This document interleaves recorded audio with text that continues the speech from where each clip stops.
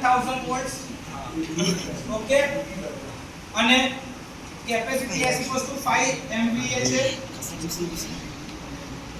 આવું બી લખી શકાય અથવા તો 5 MVA બી લખી શકાય અથવા તો આવું ના લખો તો 5 × 10⁶ VA. ચાલે કે ના ચાલે એવું લખેલું? ચાલે. હજી રકમમાં શું કે છે? મસ્ટ પ્રાઇસ પ્રોટેક્શન સિસ્ટમ વડે પ્રોટેક્ટ કરેલી છે. એટલે કે કયું ડિફરન્શિયલ પ્રોટેક્શન આપેલું છે? ડિફરન્શિયલ પ્રોટેક્શન છે.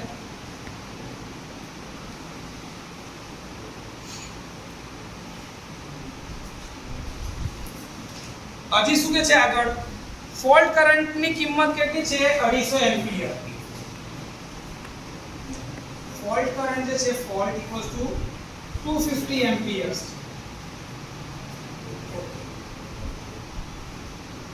રિલે ઓપરેટ થાય છે ત્યારનો, એટલે આ રિલેનો ઓપરેટિંગ કરવા માટે ફોર ટુ ઓપરેટ રિલે હું લખી રાખું બાજુમાં ટુ ઓપરેટ રિલે.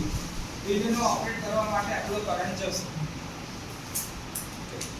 જો વાઇન્ડિંગના 12% ભાગ પ્રોટેક્શન વગર રહી જતો હોય તો, એટલે અનપ્રોટેક્ટેડ પાર્ટ કેટલો છે?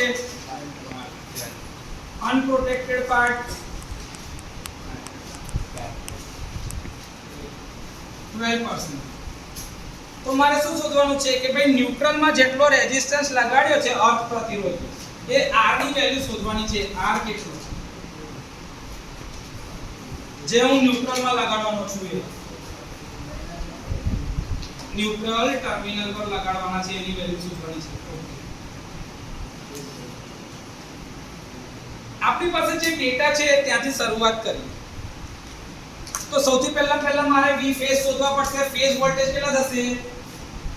V phase = VL/√3. એટલે કે 11,000/√3 કરો.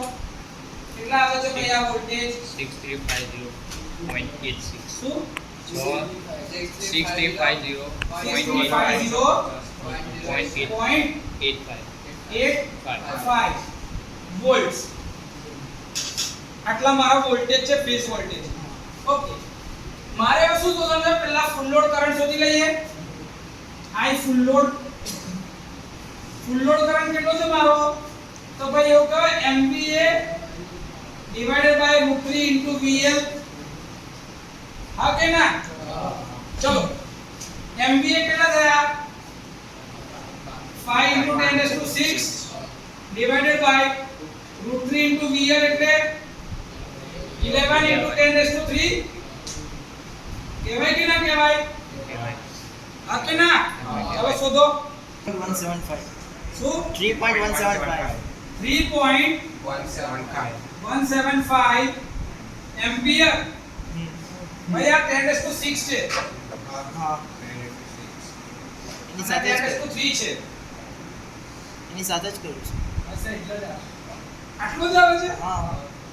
પાક્કું? 3.175 ampere. Full load current 262.43 ampere. Full load current આટલો છે મારો. હવે મારે શું શોધવું પડશે? વાઇન્ડિંગનું રિએક્ટન્સ.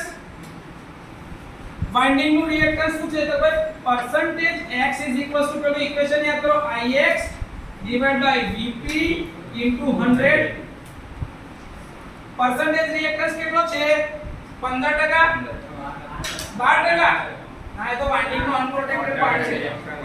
15% રિએક્ટન્સ છે ને? હા. તો એ 15% રિએક્ટન્સ I કેટલો છે? 262.43. તો લખો 262.43 into x શોધવાના છે. હા. ડિવાઇડર Vp કેટલા છે? 6350.85 into 100. તો x = શું થશે? 15 into 6350.85 divided by 262.43 into 100. divided by 100. Yeah. चलो आंसर लगाओ.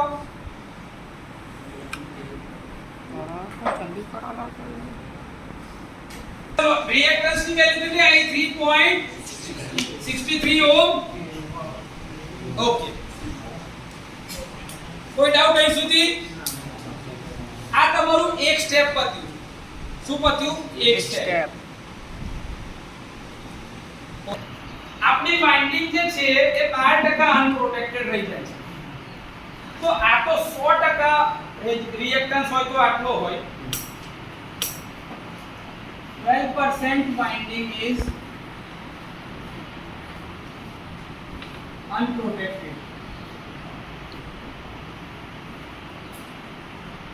So reactance of unprotected part is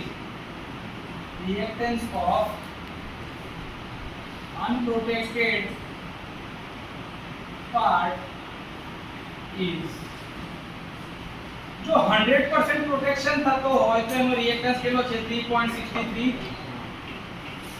તો 12% ઉપર કેટલો થશે રિએક્ટન્સ? સાદું મેથેમેટિક્સ નાખો. 12 into 3.63 divided by 100. ચલો કેટલો આવશે રિએક્ટન્સ? હેડો લખાવો. કેટલું? 0.4356 ઓહમ. Okay, clear? આ અનપ્રોટેક્ટેડ પાર્ટ નો રિએક્ટન્સ છે x, એટલે આને કહું છું x ડેશ. અનપ્રોટેક્ટેડ પાર્ટ 12% વાળો જે અનપ્રોટેક્ટેડ છે એના માટે તો x ડેશ ઇક્વલ્સ ટુ આટલું થયું મારું. તો મારે હવે એની અંદર જો ફોલ્ટ કરંટ તો મને કહી દીધો છે 250 એમ્પિયર, પણ એના વોલ્ટેજ ની શોધવા પડશે. તો મારે ઇમ્પિડન્સ શોધવો હશે તો 12% વોલ્ટેજ કેટલા થાય? 12% EMF ની તો શોધવું પડશે ને. તો 12 ઇન્ટુ ફૂલ લોડ નું કેટલું હતું વોલ્ટેજ? 6350.83 કે 85 ડિવાઇડેડ બાય 100. ચલો વોલ્ટેજ કેટલા થશે? કો કેટલા? 766 2.102 વોલ્ટ. તો આ રિએક્ટન્સ એટલે કે આ વાઇન્ડિંગ ની એક્રોસમાં આટલા વોલ્ટેજ મળે છે. કરંટ મારી પાસે છે 250 એમ્પિયર, તો મને ઇમ્પિડન્સ મળી જાય Z. હા કે ના? તો હવે મારે શું શોધવું છે કે અનપ્રોટેક્ટેડ આ 12% નો ઇમ્પિડન્સ Z કેટલો છે? તો Z V upon I. V કેટલા છે? 762.102 divided by current 250 एंपियर 250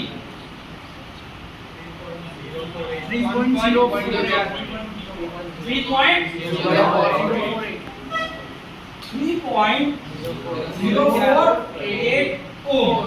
આ મારો Z ડેશ તો V ડેશ અને I ક્લિયર આટલું? હવે મારી પાસે Z છે, X છે, તો મને R મળી જાય.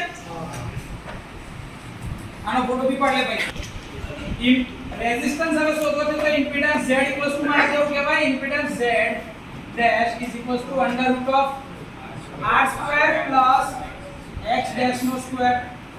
ડેશ એટલા માટે કે અનપ્રોટેક્ટેડ પાર્ટ ને મેં અલગ રાખ્યું છે, એક અલગ નોટેશન દેખાય છે. તો મારે કેવું કે Z ડેશ નો square is equals to R square plus X dash નો સ્ક્વેર.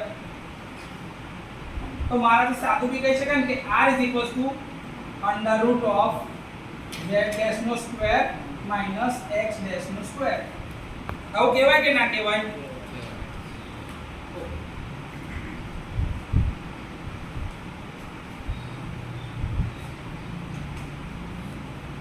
તો I is equals to